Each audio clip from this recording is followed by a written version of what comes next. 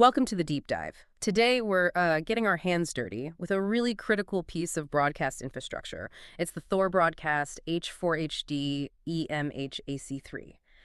And our mission really is to figure out how this one box bridges that gap between old school cable and modern IP streaming. It really is a convergence machine, as you said. I mean, at its core, this thing is built to be a central hub.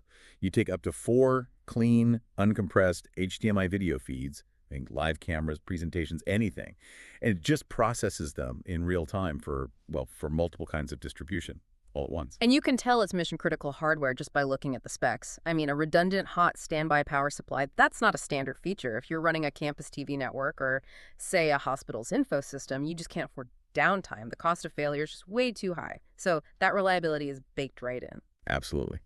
So let's get into the main function, which is encoding. Yeah, this is where the real magic happens.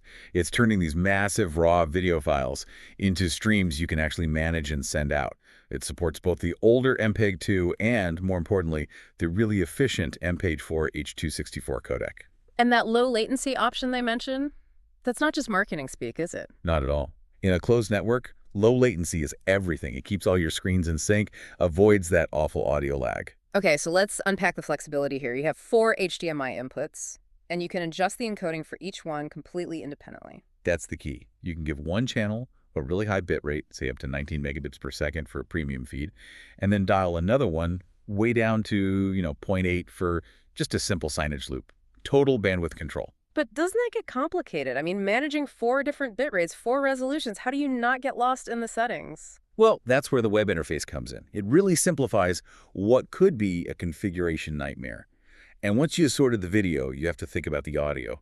And this is a big compliance point. It supports Dolby AC-3. Which is vital for US TVs, right? It's a must-have. If you want your content to play on standard consumer TVs in the US, you need AC-3. This box has it built in, so no extra steps. So the real engineering trick here, the thing that makes it so interesting, is how it handles 2 completely different distribution systems at the same time. Precisely. It gives you these dual pathways running in parallel. Okay, so what's pathway number 1? That's your traditional broadcast pathway. It uses an ASI output. ASI, asynchronous serial interface, the industry standard. The standard.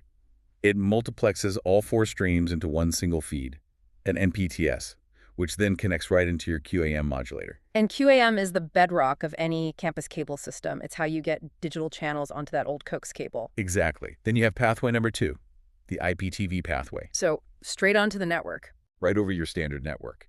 It sends out transport streams that are compliant with, all the essential protocols, IGMP, UDP, MPEG-TS.